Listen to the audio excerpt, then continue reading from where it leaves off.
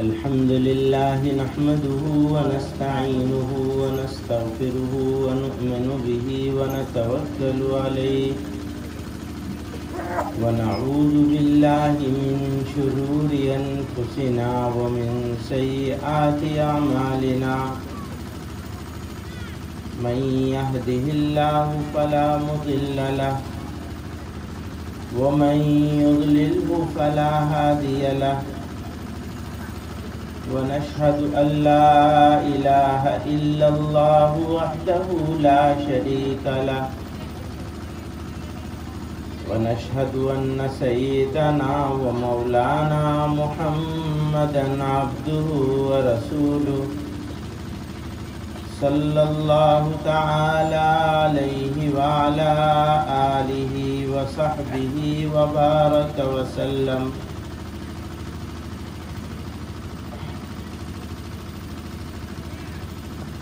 معزز علماء کرام، حاضرین جلسہ،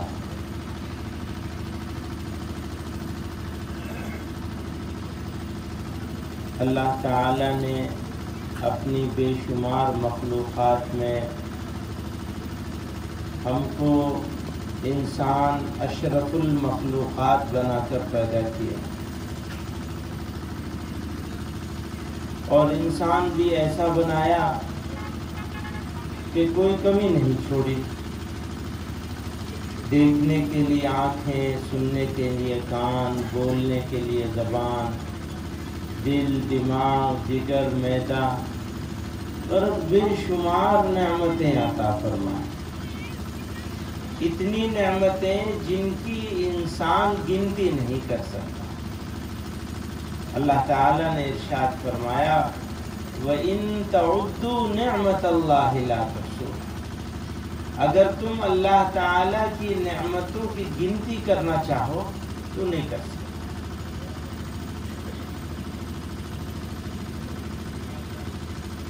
پھر عقل بھی عطا کرتے اور نعمتوں کی تکمیل کری ایمان عطا، کہ اگر کسی انسان کے پاس سب کچھ ہو لیکن ایمان نہ ہو تو پھر اس کا انسان ہونے کا کوئی فائدہ ہے کہ اسے کوئی اور مخلوق بنا دیا جائے. اللہ تعالی اگر انسان بنایا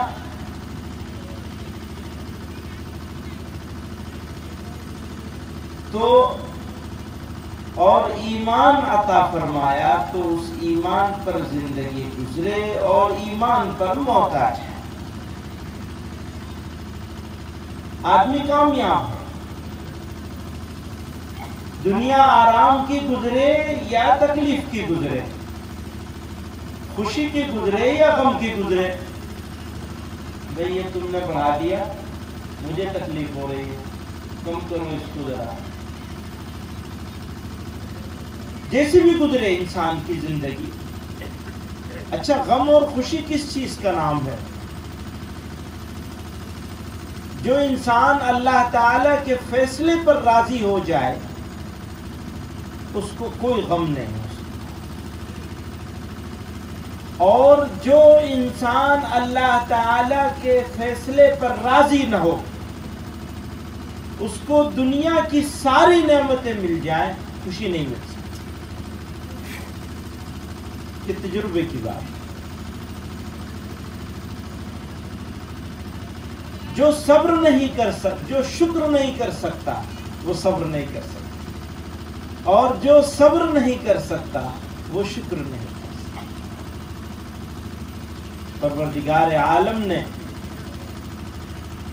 ہمارا غم اور ہماری خوشی اپنی مرضی پر رکھی ہے. ہم اس کی مرضی پر راضی ہیں تو ہم خوش ہیں، ہر حال میں، ہر تکلیف میں خوش ہیں. یعنی ایسے لوگ دیکھیں مدینہ منورہ میں ایک خاندان طائف میں شادی کے لیے جا رہا ہے. زیادہ لوگ ہیں اور ایک ساتھ جانا چاہتے ہیں تو بڑی گاڑی کری گئی اور چھوٹی گاڑیاں چھوڑ دی ہیں، ایک ساتھ جائیں گے۔ بوڑھے آدمی نے جو ان کا بچوں کا باپ تھا، دادا تھا، نانا تھا، اس کے بیٹے بیٹیاں سب اولاد والے ہو گئے تھے، اس کو بھی اسی میں جانا تھا۔ آخری وقت میں کوئی ضروری کام آ گیا، اس نے کہا تم لوگ چلو میں صبح آؤں گا۔ موبائل بند کر کے آرام سے سو گیا۔ رات میں اس کو فون کر رہے ہیں لوگ، اٹھتا نہیں ہے۔ نوکروں کو، دربان کو اٹھایا۔ اچھی حیثیت والا آدمی ہے، مالدار آدمی۔ اس کے پاس گئے، کسی طرح دربان نے اس کو اٹھایا، جا کر کمرے کا دروازہ کھٹکھٹا کر کہا ایکسیڈنٹ ہو گیا۔ یہ نہیں بتایا کہ سب لوگ مر گئے، سارا خاندان ختم ہو گیا، اکیلا بچا۔ وہ اس لیے بچ گیا کہ باہر مدینہ منورہ میں رک گیا تھا اپنے گھر۔ اب اس کی شان دیکھو، ساتھ بوڑھے آدمی کہ رشتہ دار لوگ جو دور کے رشتہ دار ہیں، دوست ہیں، وہ آتے ہیں، پہلے اسے صبر کی تلقین کرتے ہیں، بتاتے ہیں صبر کے فائدے۔ تو پوچھتا ہے کہ بھئی یہ تم صبر کی تلقین کیوں کر رہے ہیں؟ تو انہوں نے کہا کہ ہم تمہیں وہ خبر سنانا چاہتے ہیں جو خبر تمہارے دل پہ بجلی بن کے گری۔ کہا مجھے معلوم ہے، تم جو سنانا چاہتے ہو تمہارے لب و لہجے سے، تمہارے انداز سے مجھے پتہ چل گیا، صبر کی تلقین سے ہی مجھے پتہ چل گیا۔ میں تو رب سے راضی ہوں، میں کیا چیز لے کے آیا تھا؟ یہ سب رشتے اس نے مجھے عطا فرمائے تھے اور میرے پاس امانت ہے، جب تک اس کی مرضی ہوئی اس نے دے کے رکھے اور جب مرضی ہوئی لے لیا۔ اور یہ کہہ کے وضو کر کے نماز پڑھنے کے لیے کھڑا ہو گیا اطمینان سے۔ ابھی اس نے یہ نہیں پوچھا کہ ان لوگوں کو کہاں رکھا گیا ہے، کہاں میتیں ہیں، کیا ہو رہا ہے، کیا، پہلے نماز کے لیے کھڑا ہو گیا۔ تو غم کا کیسا پہاڑ ہوگا، لیکن اللہ تعالی نے اس کو شکر کرنے والا دل عطا فرمایا، اسی میں صبر کی توفیق دی۔ تو میں عرض کر رہا تھا کہ غم اور خوشی، اس کا تعلق اللہ تعالی کی مرضیات پر، اس کی مرضی پر، اس کے فیصلوں پر راضی کرنے پر۔ ہمارا دل خوش، کسی شاعر نے کہا جی خوش ہو، غم ہو تو کوئی لطف نہیں بستر گل پر، غم ہو تو کوئی لطف نہیں بستر گل پر، جی خوش ہو تو کانٹوں پہ بھی آرام بہت۔ تو خوشی کا تعلق اپنے جی سے ہے، دل سے ہے۔ آپ کا جی خوش ہے تو آپ غربت میں خوش ہیں، آپ کا جی خوش نہیں ہے تو آپ دولت میں بھی خوش نہیں۔ اللہ تعالی نے یہ ایمان کی دولت عطا فرمائی، اس پر زندگی گزرے، اس پر موت آ جائے، یہ ہماری زندگی کا مقصد ہو سکتا ہے۔ اور یہی مقصد ہر مسلمان کا ہونا بھی چاہیے۔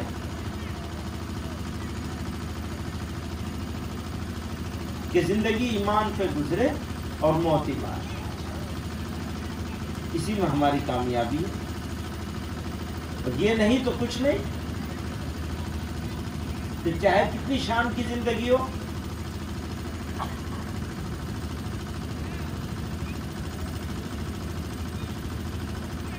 تو میں یہ اس وقت اس بات کو عرض، یہ جمعیت علماء کا اجلاس ہے اور یہاں میں اس تذکرے کو لے کر کے آیا ہوں خاص ایک مقصد کے تحت،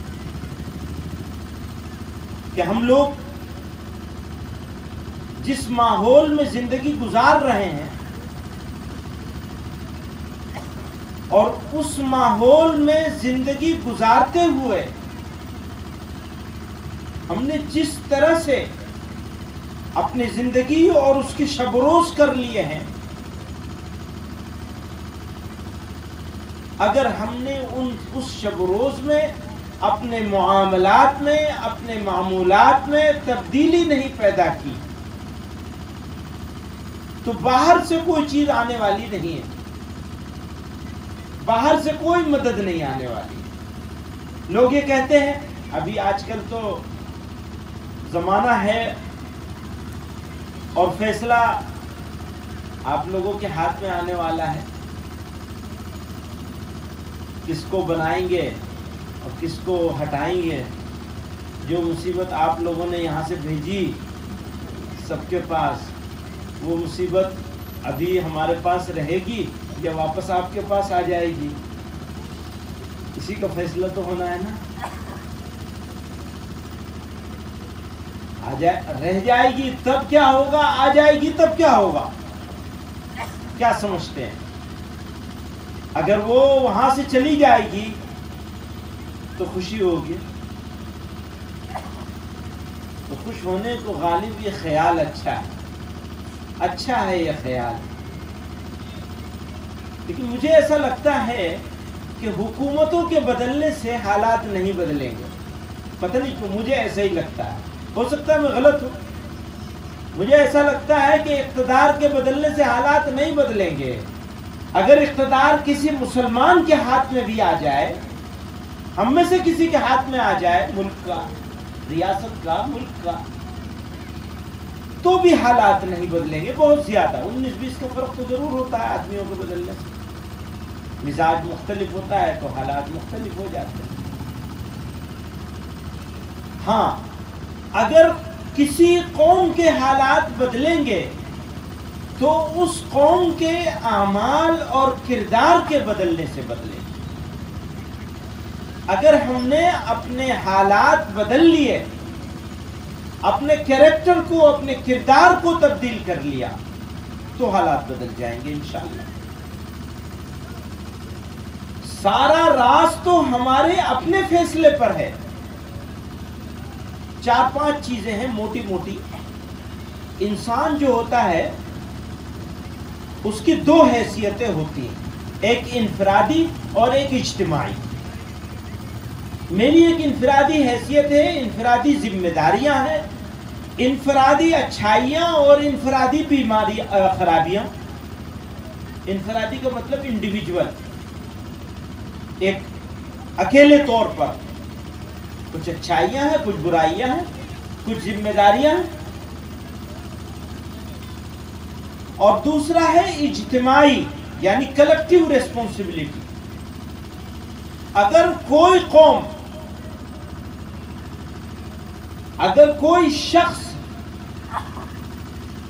انفرادی غلطی کرتا ہے تو اس فرد کو سزا ملتی ہے، لیکن اگر کوئی قوم اجتماعی غلطی کرتی ہے تو پھر پوری قوم کو سزا ملتی ہے۔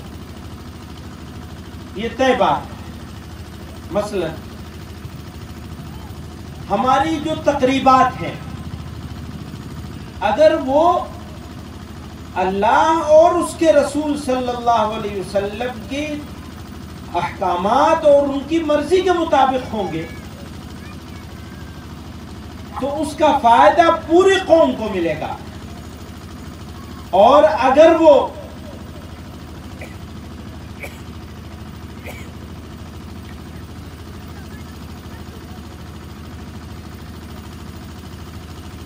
اس کے مطابق نہیں ہوں گے تو اس کا نقصان پوری قوم کو۔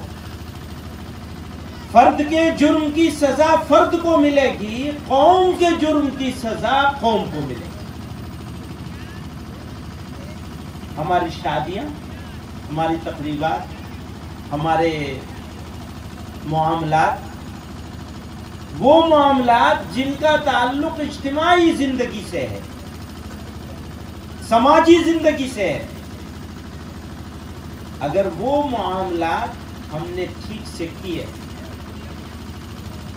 اس کے مطابق کیے تو ہمیں فائدہ ہوگا، نہیں کیے تو ہمیں مشکل ہوگی۔ اس مشکل سے نکلنے کا طریقہ کیا ہے؟ وہ ہے بدلاؤ. بدلاؤ لائیں گے، تبدیلی کے لیے کوشش کریں گے، کام ہو جائے گا. نہیں کریں گے نہیں ہوگا. اسی طرح سے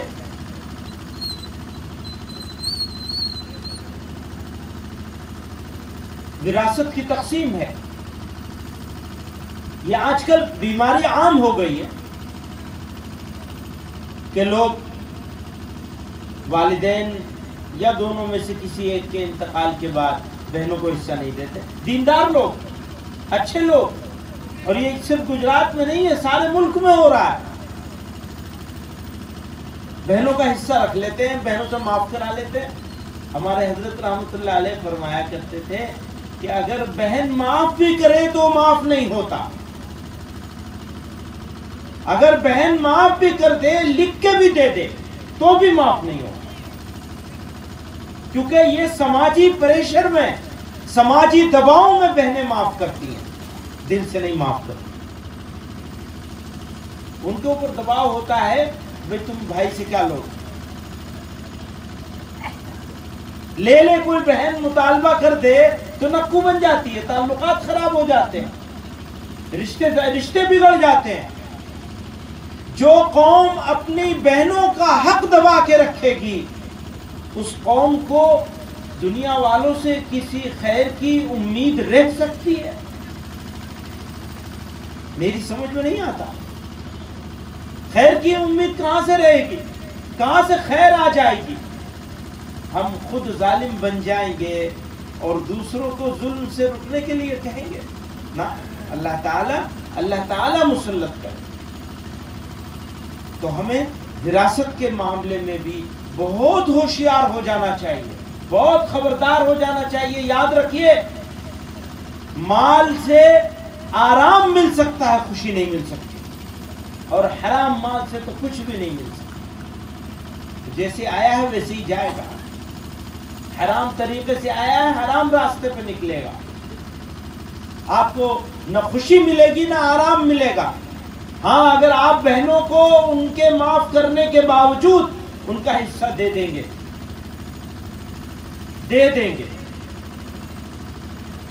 تو آپ کو اللہ تعالی بے حساب خوشیاں دونوں جہان کی عطا کرتا ہے. تیسری چیز ایک اور چلی ہوئی ہے، وہ موبائل ہے.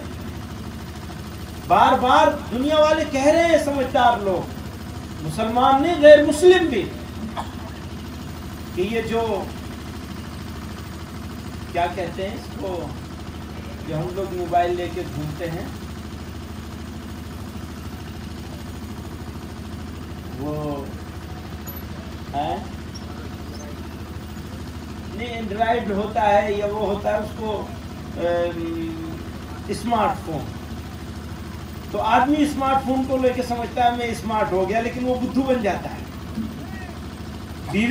شوہر بیوی کے تعلقات خراب ہو گئے تو آدمی اسمارٹ ہے یا بدھو ہے؟ پھول ہو گیا. پھول سمجھتے ہیں نا، سعودی عرب جا کے پھول بولو گے تو وہ کھانے کی چیز دیں گے، صبح ناشتے میں ملتی ہے نا، اس سے بناتے ہیں راجما سے. انگریزی میں پھول کہتے ہیں بے وقوف کو، گدھے کو. تو گدھا بن گیا آدمی. وہ عقل مند سمجھتا ہے میرے پاس اسمارٹ فون ہے. اسمارٹ تیرے، وہ فون تو اسمارٹ ہے لیکن استعمال کرنے والا بے وقوف کا گدھا ہے. کیونکہ وہ اپنے آپ کی طرف کھینچ لیتا ہے انسان اکیلا ہو جاتا ہے. اللہ نے انسان کو اکیلا پیدا تو اکیلا کیا ہے، لیکن فطرت اس کی بنائی ہے کہ وہ اجتماعیت کے ساتھ رہتا ہے. لیکن اس موبائل نے شوہر کو بیوی سے الگ کر دیا، بیوی کو شوہر سے الگ کر دیا. ایک کمرے میں رہتے ہیں، وہ کہتے ہیں لیونگ ٹوگیدر سیپریٹلی، ساتھ رہتے ہیں لیکن الگ الگ. یہ تقریباً یہاں موجود 90% لوگوں کا تجربہ بتا رہا ہوں. 10% لوگ ہوں گے جو خوش نصیب ہوں گے، جو بچے ہوئے ہوں گے، وہ اس بیماری سے کہ ایک بیڈ پر ساتھ رہتے ہوں گے لیکن دونوں کی دنیا الگ. آج ہی کی بات ہے، میں کہیں پہنچا، تھوڑی دیر کے لیے بیٹھا وہاں رویدرا میں، تو کچھ میں بھی اپنا دیکھ رہا تھا، پھر میں نے سوچا کہ تھوڑا آداب مجلس کے خلاف ہے کہ لوگ بیٹھے ہوں، آپ اپنے کام میں لگے ہوئے ہیں. تو میں نے یہ سوچ کے نظر اٹھا کے دیکھا کہ یہ کچھ لوگوں سے کچھ بات کر لوں گا. موبائل میرے ہاتھ میں ہی تھا. تو جب میں نے نظر اٹھائی تو میں دیکھتا ہوں سارے لوگ اس میں ہی بزی ہیں. تو میں نے اللہ کا شکر ادا کیا کہ چلو میں اکیلا بد اخلاق نہیں ہوں، سارے ہی بد اخلاق ہیں. یہ حال ہے. ذرا موقع ملتا ہے تو ہم لوگ موبائل لے کے بیٹھ جاتے ہیں. سب کا حال ہو گیا ہے ایسی، میں اپنے آپ کو الگ نہیں کر رہا ہوں. اچھا ضرورت کا پوری کر لی، لیکن وہ ضرورت بڑھتی رہتی ہے. اس کا چسکا لگ گیا، قرآن چھوٹ گیا، ذکر چھوٹ گیا، درود چھوٹ گیا، اور بمشکل تمام جو بہت نمازی دیندار لوگ ہیں وہ بادل ناخواستہ دل پہ بڑی سی سینے پہ سل رکھ کر کے اذان کے بعد جب بالکل دیکھ لیتے ہیں کہ اب تو نماز چھوٹ ہی جائے گی تو بھاگم بھاگ جلدی سے مسجد پہنچ جاتے ہیں اور سلام پھیرا اور پھر اسی پہ لگ گئے. یہ جوان کیا، ادھیڑ کیا، بزرگ کیا، سب ایک جیسے ہو گئے اس کے پیچھے. تو خدا کے لیے اس سے پیچھا چھڑائیے، اس کا وقت متعین کیجیے. میں نہیں کہتا کہ اس کو چھوڑ دیں، میں نہیں چھوڑ سکتا تو آپ کو کیسے کہوں گا. دیکھیے اس کا وقت متعین ہونا چاہیے. بھئی یہ کوئی ضرورت کی چیز ہوگی بس اتنا ہی کام کریں گے، اس سے زیادہ نہیں کریں گے. اور جوانوں کے لیے تو یہ بالکل حرام سمجھنا چاہیے. فزیکل ایکٹیویٹیز ختم ہو جاتی ہیں اس کی وجہ سے. جسمانی مشقت، اپنے جسم کو مضبوط کرنا. اور جس قوم کے جوانوں کا جسم کمزور ہوگا اس قوم کے جوانوں کی فکر کیسے مضبوط ہو جائے گی؟ فکر کی مضبوطی کا راستہ جسم کی مضبوطی سے شروع ہوتا ہے. وہ جو ضعیف مومن سے قوی مومن کو بہتر بتایا گیا ہے تو اس سے مراد، مجھے ایسا لگتا ہے کہ اس سے مراد صرف جسمانی مضبوطی نہیں، ذہنی اور جسمانی، فکری اور جسمانی، سب طرح کی ذہنی، فکری اور جسمانی سب طرح کی مضبوطی مراد ہے. آدمی فکری طور پر مضبوط ہو. ایک بات عام طور پہ ہو گئی ہے کہ ہمارے جو ٹین ایجرز ہیں، بالکل نئے نئے بچے جو ہیں جوانی کے دہلیز پہ جنہوں نے ابھی ختم رکھا ہے،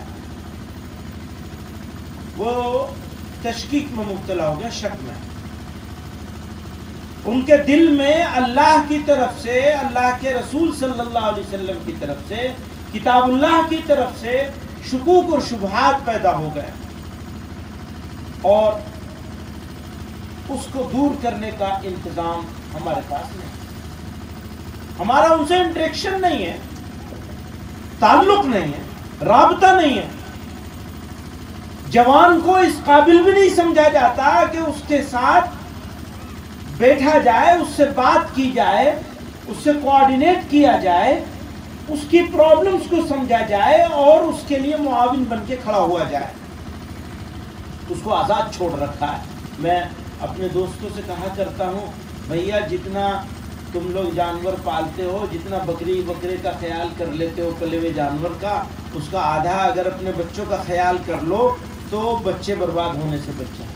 زندگی کا سب سے بڑا سرمایہ، اور والدین دیکھتے بھی نہیں پلٹ کے کہ کیا ہو رہا ہے، کہاں بیٹھ رہا ہے، کہاں جا رہا ہے، کہاں آ رہا ہے، کیسی صحبت ہے، مکتب پڑھا ہے نہیں پڑھا ہے، قرآن جانا ہے نہیں جانا ہے، عقائد کو سیکھا ہے نہیں سیکھا، نہ بچی نے نہ بچے نے. اچھا ہم لوگوں نے بھی اب کہنا شروع کر دیا کہ ہم مخالف نہیں ہیں اسکول جانے کے. بعد بالکل صحیح ہے، ہم مخالف نہیں ہیں اسکول جانے کے، لیکن اگر کسی بچے یا بچی کو بغیر بنیادی مذہبی تعلیم کے صرف اسکول میں بھیج دیا گیا تو یہ حرام ہے، ہمارے لیے بھی اور تمہارے لیے بھی بالکل حرام ہے، قطعاً حرام ہے. میں مفتی نہیں ہوں، کبھی کل کو کہنے لگے مفتی صاحب فتویٰ دے گئے حرام. بھائی صاحب یہ بالکل حرام ہے، مفتی نہیں ہوں اس کے باوجود کہہ رہا ہوں. ہر مومن کے لیے مرد عورت بچہ بچی ایک حد تک دین سیکھنا ضروری ہے، وہ جو مکتب کی تعلیم ہوتی ہے۔ پھر اس کے بعد جب تک وہ اپنے آپ کے زیر اثر ہے والدین کے، تب تک اس کے معاملات، اس کا بیٹھنا اٹھنا، اس کی دوستی، اس کی رشتہ داری، اس کا تعلق، اس کا آنا جانا، کس وقت آ رہا ہے کس وقت جا رہا ہے، اس کی نگرانی اور اس کا موٹیویشن، اس کا سپورٹ، جنریشن گیپ جو آ رہا ہے اس گیپ کو منیمائز کرنا، یہ سوسائٹی کے ذمہ داروں کا کام ہے۔ یاد رکھیے گا پچھلے 1000 سالوں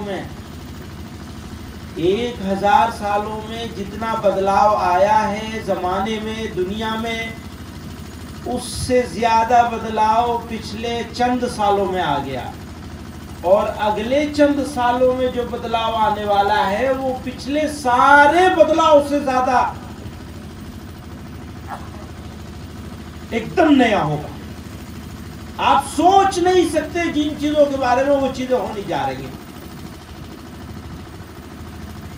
جن چیزوں کے بارے میں آپ سوچ سکتے ہیں وہ تو بدل ہی جائیں گی، بدلاؤ وہ آنے والے ہیں جن کو آپ سوچ نہیں سکتے۔ تو آپ جو اس تیز رفتار ترقی میں تیز بدلاؤ جو آ رہے ہیں اور اس کی وجہ سے جو گیپ پیدا ہو رہا ہے، اس گیپ کو فل کرنے کی، اس گیپ کو کم کرنے کی کوشش کریں گے۔ وہ جنریشن گیپ ہوتا ہے، میرا زمانہ اور تھا، نوجوان لڑکوں کا بچوں کا زمانہ اور ہے، وہ ان کو اس اسمارٹ فون کے ذریعے سے جیسے بیوقوف بنایا جا رہا ہے اور وہ بنے چلے جا رہے ہیں، زندگی برباد ہو گئی، نہ اپنے کام کے رہے، نہ ماں باپ کے کام کے رہیں گے، نہ نسلوں کے کام کے رہیں گے، نہ خاندان اور قبیلے کے کام کے رہیں گے، نہ ملت کے کام کے رہیں گے، ہر چیز سے ضائع ہو جائیں گے۔ ارتداد کے دہانے پر ہمارے نوجوانوں کی اکثریت آج ارتداد کے کنارے پر کھڑی ہے۔ لوگ یہ سمجھ رہے ہیں کہ فلاں کام ہو رہا ہے، فلاں جگہ اس طرح مارا جا رہا ہے، قتل کیا جا رہا ہے، بڑا ظلم ہو رہا ہے۔ یقیناً بڑا ظلم ہو رہا ہے، لیکن اس سے بڑا ظلم یہ ہو رہا ہے کہ ہماری بچیوں اور بچوں کا ایمان خطرے میں اور ہمارے ناک کے نیچے ہو رہا ہے، ہمیں احساس بھی نہیں۔ سب سے قیمتی چیز خطرے میں پڑی ہے، اور یہ ہماری سب کی ساجھا ذمہ داری ہے۔ تو یہاں میں اس کی طرف آپ کو توجہ دلائی میں نے۔ بزرگوں اور بھائیوں، مسائل کا انبار ہے، اور ان میں سے اکثر مسائل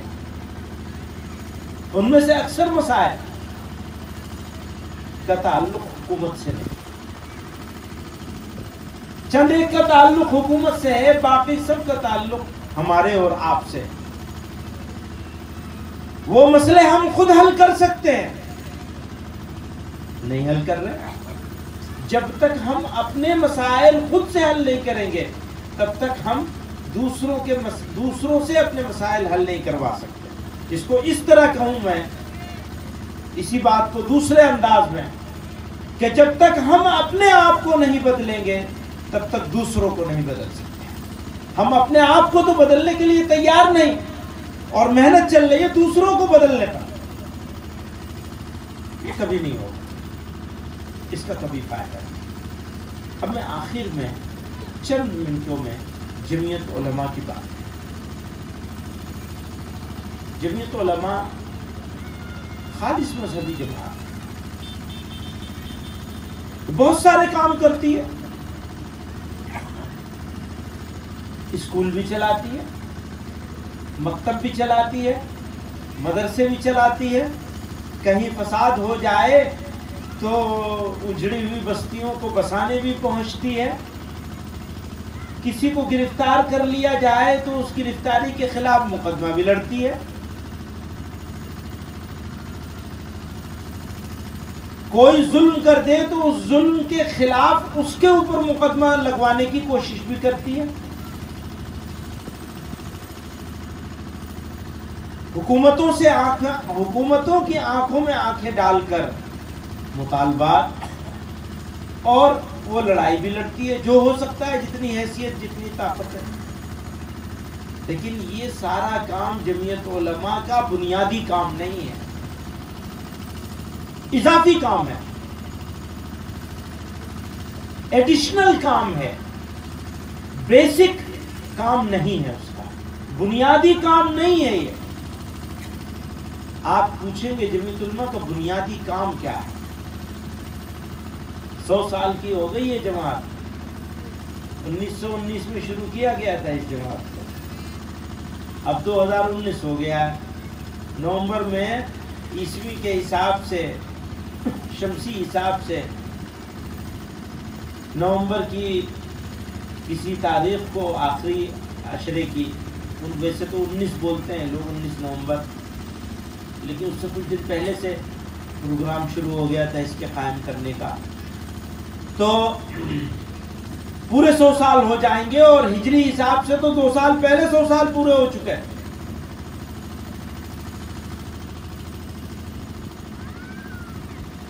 جمعیت علماء کا کام ہے مسلمانوں کی فکری رہنمائی کرنا، ان کو بتانا کہ آپ کو یہ کام کرنا چاہیے، یہ کام نہیں کرنا چاہیے. یہ ہے جمعیت علماء کا اصل کام. باقی تو سب اضافی ہے. ہاں، اگر کسی کو کوئی ظلم کیا جائے گا تو لڑیں گے، ضرور لڑیں گے پوری طاقت سے. کوئی انشاءاللہ کمزوری نہیں چھوڑیں گے اس میں، جو بھی اللہ نے جتنی طاقت دی ضرور لڑا جائے. کام نہیں ہے. آپ لوگ چاروں طرف سے آدیواسیوں کے علاقے میں رہتے، ایک ماحول تھوڑا سا بگڑا ملک تھا، اور اس بگڑے ہوئے ماحول میں لوگوں نے یہ دیکھا، یہ محسوس کیا کہ بھئی ہمارا مستقبل کیا ہوگا اس میں. تو میں پورے اعتماد کے ساتھ آپ سے عرض کرنا چاہتا ہوں، اس بر صغیر میں رہنے والے مسلمانوں میں آج بھی سب خراب حالات کے باوجود الحمدللہ اس ملک کا مسلمان اچھے حال میں، اس پورے بر صغیر میں رہنے والے مسلمانوں سے اچھے حال میں ہمارے ملک کا مسلمان. اور یہ اطمینان رکھیے، کچھ ہو جائے انشاءاللہ، کوئی طاقت آ جائے، اللہ تعالی ہمارا کوئی امتحان نہ لے. اللہ تعالیٰ سے امتحان نہیں بلکہ خیر مانگنی چاہیے. اللہ تعالیٰ ہمارے ساتھ خیر کا معاملہ کرے، لیکن کوئی آ جائے انشاءاللہ اس ملک کے مسلمانوں کو جو خواب انہوں نے سجائے ہیں اپنی آنکھوں میں وہ کبھی پورے نہیں ہوں گے. بس ہمیں بیدار ہونے کی ضرورت ہے، ہمیں ہوشیار رہنے کی ضرورت ہے. ہم اگر غفلت میں رہے تو ہماری نسلیں چلی جا رہی ہیں ہمارے ہاتھ سے. اس غفلت کو دور کرنا ہے. اس غفلت کو ہم دور کر لیں، کوئی طاقت انشاءاللہ کچھ نہیں بگاڑ سکتی. ملک دنیا بھر میں رہنے والے مسلمان، میں کل بھی کہہ رہا تھا، 2 حالتوں میں. ایک وہ مسلمان، میں بس اب ختم کر رہا ہوں اپنی بات، وقت پورا ہو گیا. ایک وہ مسلمان ہے جو مسلم اکثریتی علاقوں میں پیدا ہوا ہے، جیسے افغانستان میں، مصر میں،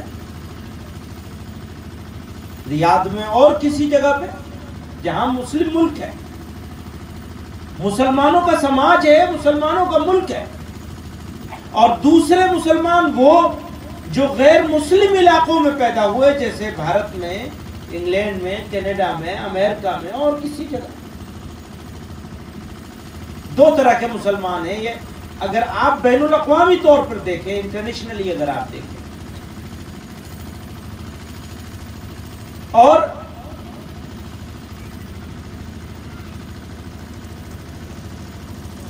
جو لوگ غیر مسلم اکثریتی ملکوں میں رہتے ہیں، سوسائٹیز میں رہتے ہیں، وہ یہ سوچتے ہیں کہ کاش کیا ہی اچھا ہوتا کہ ہم مسلم سوسائٹی میں پیدا ہوئے ہوتے، یہ جھنجٹ ہی نہ ہوتی. ایسے ہی سوچتے ہیں نا کہ اگر ہم وہاں پیدا ہوئے ہوتے تو آرام سے رہ رہے ہوتے. ہو سکتا ہے کہ کسی لحاظ سے وہ آرام محسوس کر رہے ہوں، آرام میں ہوں، لیکن میں تو ایسا سمجھتا ہوں کہ میرے اللہ نے، میرے مولا نے، میرے مالک نے مجھ کو اس سرزمین پر اپنے فیصلے سے پیدا فرمایا. میری مرضی سے نہیں مجھے پیدا کیا، اس نے اپنے فیصلے سے پیدا کیا، اور اس کا فیصلہ کبھی غلط نہیں ہو سکتا. ہمارے لیے یہی بہتر ہے، اور یقین جانیے ہم ان سے بہتر ہیں. کیوں؟ اس لیے کہ وہ مسلم اکثریتی سماج میں رہتے ہیں، ان کو غیر مسلموں کے سامنے توحید کی دعوت پہنچانے کا کوئی موقع نہیں. ہمیں اللہ تعالیٰ نے ایک انعام، ایک اپورچونٹی، ایک موقع دیا. یہ الگ بات ہے کہ ہم اس موقع کا استعمال نہیں کر رہے. ہم تو اپنوں کو ہی نہیں بچا پا رہے، باہر والوں کو کیا دعوت دیں. تو ہمیں اپنے رویے کو تبدیل کرنا ہے، اور اس امت کو ایک بحیثیت داعی امت کے کھڑا ہونا ہے. یہ موقع ہے ہمارے لیے دوسروں کو جو مسلم سماج میں، مسلم اکثریتی سماج میں رہتے ہیں، ان کو یہ موقع ہے. ابھی ذرا ہندوستان کی بات کہہ دوں آپ سے، یہاں بھی رہنے والے مسلمان دو حالتوں میں ہیں. ایک مسلمان وہ جو مسلم اکثریتی، یعنی ویسے تو اقلیت میں ہے ملکی سطح پہ، لیکن مقامی سطح پہ وہ میجورٹی میں ہے. جیسے آپ ہی کا گاؤں ہے، یہاں تو اکثریت میں مسلمان ہے نا، نانی نرولی میں ایسے ہی ہے نا، یا دہلی کا جامع مسجد ہے، یا دیوبند ہے ہمارا.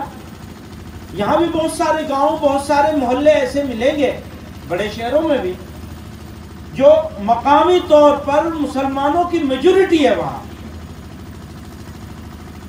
اب یہ دیکھیے دوسرے وہ ہیں جو ایسے دیہاتوں میں، ایسے محلوں میں، ایسے قصبوں اور شہروں میں رہتے ہیں جہاں غیر مسلموں کی اکثریت ہے، ان کے بیچ میں رہتے ہیں.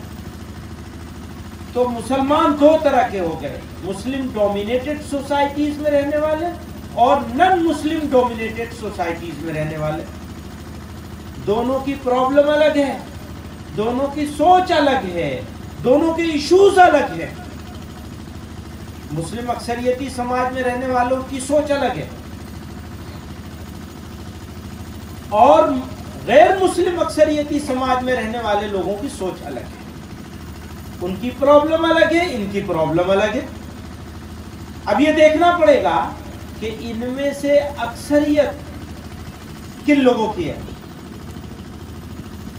تو میں پورے اطمینان کے ساتھ کہتا ہوں کہ مسلم ڈومینیٹڈ ایریاز میں رہنے والے مسلمانوں کو اگر ٹوٹل کر دیا جائے تو وہ 20-30% سے زیادہ نہیں. اور نن مسلم ڈومینیٹڈ ایریاز میں، غیر مسلم اکثریتی علاقوں میں رہنے والے مسلمان اگر پورے ملک میں دیکھا جائے تو ان کی تعداد 70-80% کے درمیان ہے. اب آپ ایک بات بتائیے، مسلمانوں کی کوئی جماعت ہو، کوئی رہبر ہو، کوئی رہنما ہو، مذہبی ہو یا سیاسی ہو یا سماجی ہو، اگر وہ 70% مسلمانوں کے پرابلمز کو، ایشوز کو دیکھے بغیر پالیسی بنائے گا تو وہ پالیسی مخلصانہ، ایماندارانہ ہوگی یا بےایمانی پر ہوگی. پیسہ چندہ تنظیموں کو، شخصیات کو جلد سے جلوس، طاقت مسلم اکثریتی علاقوں سے ملتی ہے. تو مسلمانوں کی جتنی تنظیمیں ہیں، جتنی بڑی شخصیات ہیں، وہ ریپرزینٹ کرتی ہیں مسلم ڈومینیٹڈ ایریاز کے مسلمانوں. میری بات آپ کی سمجھ میں نہیں آ رہی ہے؟ تھوڑا ٹیڑھی بات کر رہا ہوں نا. جذباتی بات کروں گا تو وہ سمجھ میں آئے گی، اور فکر والی سوچنے والی بات ہے وہ سمجھ میں نہیں آتی مسلمان کو. یہی المیہ ہے. لیکن یاد رکھیے گا پچھلے 100 سال کی تاریخ میں جمعیت علماء نے کبھی غریب کمزور مسلمانوں کے ایشوز پر کوئی سمجھوتا نہیں کیا، اور انشاءاللہ آگے بھی نہیں کرے. ہمارے بزرگوں نے مسلمانوں کی مرضی کے خلاف، بڑے مسلمانوں کی طاقت کے خلاف کھڑے ہو کر پاکستان بنائے جانے کی مخالفت کری. اور الحمدللہ ہمیں یہ فخر ہے، 70 سال کی دونوں ملکوں کی تاریخ نے یہ ثابت کیا ہے کہ ہمارے اکابر کا فیصلہ، بزرگوں کا فیصلہ صحیح تھا. جمعیت علماء ہند بس نعرے لگوا لو.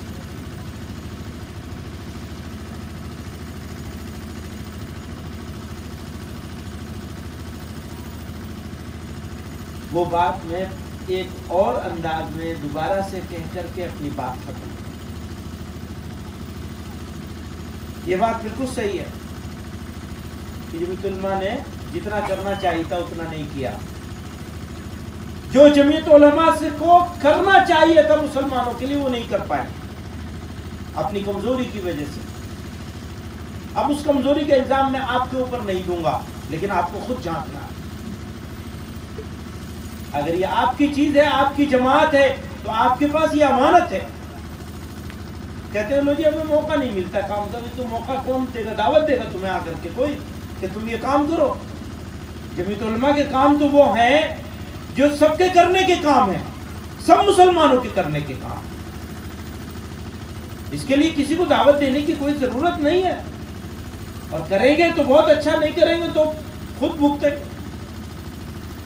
جمعیت علماء کو جتنا کرنا چاہیے تھا اتنا نہیں کر سکتے، یہ صحیح ہے. لیکن یہ بھی الحمدللہ اطمینان ہے کہ جتنا جمعیت نے کیا ہے سارے مل کر بھی اتنا نہیں کریں، آج بھی نہیں کر سکتے. اور یہ اس وجہ سے کہ ایک صحیح پالیسی، صحیح نظریہ، صحیح آئیڈیالوجی دی ہمارے بزرگوں. ہم اس آئیڈیالوجی پر قائم ہیں، اس سے سمجھوتا کرنے کے لیے تیار نہیں. اسے بہت کال ہوگا فلانے کے خلاف بات کرو ذرا زور سے. فلانا آدمی تو بڑے زور سے بات کرتا ہے، دیکھو وہ ہے مرد مجاہد. ہمیں اسی کو رہنا چاہیے، مرد مجاہد. ہم تو عورت بنا لو تو ہم تیار، غلط کام نہیں کرتے. جو چاہے کہو، جو چاہے الزام لگا دو. بزدل ہے، ہاں جی ہم بزدل ہیں. غلط کام نہیں کریں. مسلمانوں کا ایموشنل بلیک میلنگ نہیں ہوگی کسی قیمت پر نہیں. جو صحیح سمجھیں گے وہ کہیں گے، ورنہ تو وہ تو ان بیچاروں نے تو ابھی ان کا تذکرہ کر رہے تھے، اور ان بیچاروں نے تو اپنی داڑیاں مچوائی تھی مسلمانوں کے ہاتھ سے، اپنی پگڑی مسلمانوں کے پیروں تلے رندوائی تھی. بھول گئے. گاہے گاہے باز خاں تازہ خواہی داشتن گرداغ ہائے سینہ را. تازہ خواہی داشتن گرداغ ہائے سینہ را. گاہے گاہے باز خاں یہ قصے پاری نہ. اگر دلوں کے زخموں کو تازہ رکھنا چاہتے ہو تو کبھی کبھی ان پرانے قصوں کو بھی سن لیا، دیکھ لیا. محترم حضرات، میری خوش نصیبی ہے کہ آپ لوگوں کے بیچ میں اس نانی نرولی میں آنے کا موقع ملا. حضرت مولانا یوسف مطالعہ صاحب کے گاؤں میں آنے کا موقع ملا. کاش وہ بھی ساتھ ہوتے. مجھے معلوم ہوتا تو میں اس وقت یہاں پروگرام ہی نہیں کرتا. ایسے موقع میں کرتا پروگرام جب حضرت مولانا بھی ہوتے یہاں. بہرحال آپ حضرات مبارکباد کے مستحق ہیں. آپ نے بات کو توجہ سے سنا. بکھری بھی باتیں، الجھی بھی باتیں. टूटी फूटी बातें। मैं मुकर्रिर आदमी हूँ नहीं, मुझे तकरीर करनी आती है, बस जो समझ में आया वो कह दिया। कोई बात नागवार गुजरी हो तबीयत में तो माफ कर, लेकिन उस बात का इआदा करके यहाँ से आप लोगों से इजाज़त चाहूँगा कि मुसलमानों की अक्सरियत गैर मुस्लिम बिरादरान वतन के बीच में रहती है और जमीयत उलमा कोई पॉलिसी, कोई बयान, कोई अमल, कोई एक्शन प्लान उन लोगों के मसाइल को, और अगर हालात बिगड़े तो उनके ऊपर क्या असर पड़ेगा उसको सोचे बगैर जमीयत उलमा कोई काम नहीं। आपसे मैं ये चाहता हूँ कि आपके तर्ज अमल से, आपके रवैये से, आपके एटीट्यूड से हमारे पड़ोस में इस इलाके में रहने वाले गैर मुस्लिम बिरादरान वतन के पास ईमान की दावत है। आपके पास ये मौका है, आप थोड़ी कोशिश करें तो बहुत कुछ हो सकता है। वक्त लगेगा, ये सही है, और बहुत सारी चीजें बोनस में मिलेंगी। अगर अल्लाह ताला को राजी करने के लिए, उसकी वहदानियत के पैगाम आम इंसानों तक पहुंचाने के लिए आप जिद्दोजहद और कोशिश करेंगे, अल्लाह ताला इनाम के तौर पर आपको इस दुनिया में भी बहुत सी चीज़ें अता फरमाएंगे, आखिरत में तो मिलेंगे। अल्लाह ताला हमें सबको सही समझ के साथ, सही फिक्र के साथ, सही नज़रिए और आइडियोलॉजी के साथ ज़िंदगी गुजारने की तौफीक अता फरमाए। हमारे नस्लों के ईमान की हिफाजत के फैसले फरमाए और हमें हर तरह की हराम ज़िंदगी से बचाए, सब्र करने वाला और शुक्र करने वाला बनाए, और हमारे दिलों में असली खुशी